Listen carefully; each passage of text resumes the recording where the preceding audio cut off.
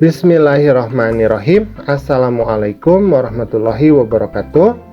Pada kesempatan kali ini kita akan belajar di kelas 2, tema yang pertama, subtema yang keempat, pembelajarannya yang keenam. Nah, tetapi sebelumnya, bagi kamu yang belum subscribe, silahkan subscribe dulu ya. Pencet tombol like, kemudian share channel Guru Kelas 2 agar channel ini dapat terus berkembang dan memberikan manfaat bagi kita semua. Oke ya, sekarang kita akan lanjutkan pembelajarannya. Nah, di sini ada sebuah cerita ya. Nah, kakak akan bantu untuk membacakan cerita ini. Judul ceritanya adalah Kisah JJ si Jerapah. Di padang rumput yang luas, hiduplah sekelompok jerapah. Ada jerapah bernama JJ dan Jojo. JJ bersifat sombong karena merasa tubuhnya paling tinggi. Jojo bersifat baik hati, tubuhnya tidak terlalu tinggi. Pada suatu hari, kakek jerapah meminta tolong pada JJ dan Jojo. Kakek jerapah minta tolong diambilkan daun segar. Namun, JJ menolak. "Tidak mau, kek. Saya sedang repot."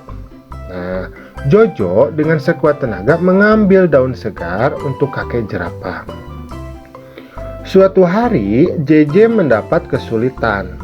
JJ jatuh, kakinya terjepit di bebatuan. Teman-teman hewan lain tidak tega melihat JJ kesulitan. Mereka menolong JJ. Nah, akhirnya JJ sadar bahwa saling menolong antar teman itu penting. Nah, seperti itu ya. Jadi memang kita harus saling tolong-menolong antar sesama ya. Kenapa? Biar ketika kita mengalami kesulitan, orang lain itu mau membantu kita. Nah, kalau kita tidak mau membantu orang lain, maka nantinya kita ya takutnya itu tidak dibantu oleh orang lain kalau kita membutuhkan pertolongan. Nah, kata Bangau, ketika menolak permintaan orang lain, kita itu harus mengucapkannya dengan sopan. Kerukunan akan terjaga bila kita bertutur kata dengan baik. Nah, tadi kan JJ itu ketika menolak itu ya, itu kurang sopan. Jadi JJ itu menolaknya itu dengan kata langsung ya. "Tidak mau, kek, saya sedang repot." Nah, itu kurang bagus ya.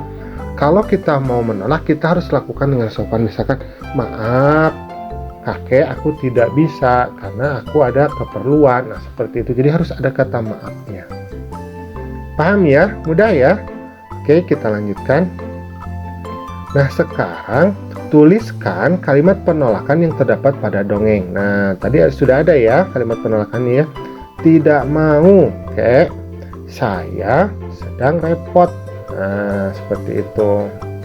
Nah, ini kurang bagus ya. Jadi harusnya itu mengandung kata maaf. Seperti itu. Nah, dalam dongeng terdapat sikap gotong royong.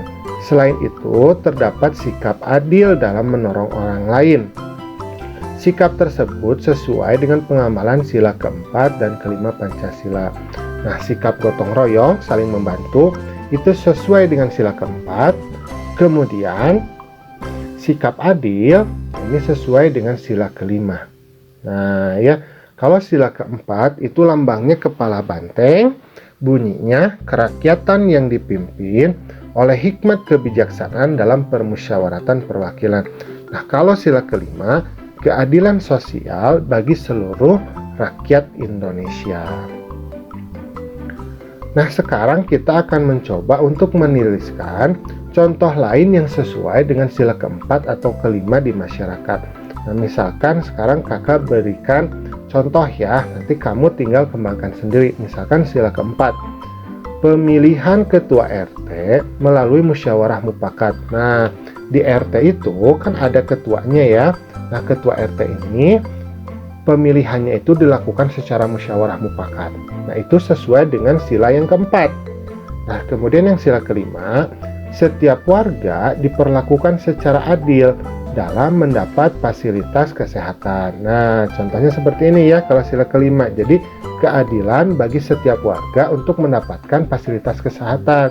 Jadi bukan hanya untuk orang-orang yang kaya atau orang-orang yang miskin. Nah, semua orang itu diperlakukan secara adil dalam mendapatkan fasilitas kesehatan.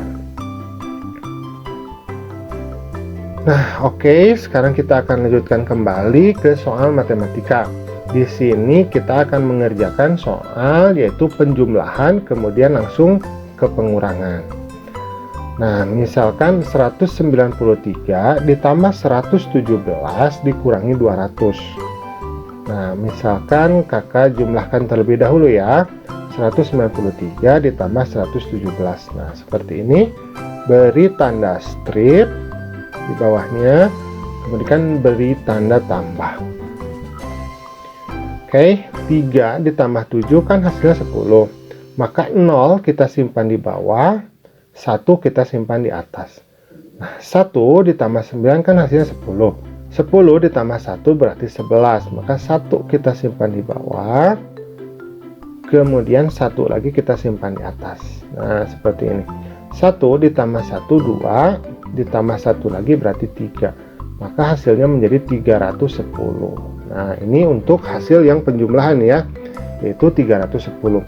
Nah, 310 ini kemudian kita kurangi 200. Kita tulis 310, kemudian 200 di bawahnya, beri tanda strip, kemudian beri tanda kurang. 0 dikurangi 0 berarti hasilnya adalah 0. Kemudian 1 dikurangi 0 berarti hasilnya adalah 1. Nah, 3 dikurangi 2 berarti hasilnya adalah 1.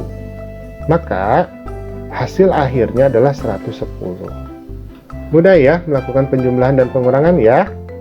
Oke, untuk soal-soal selanjutnya silahkan nanti kamu kerjakan secara mandiri ya. Sip ya. Nah, alhamdulillah pembelajaran kita pada kesempatan kali ini sudah selesai. Terima kasih ya sudah mau menyimak. Assalamualaikum.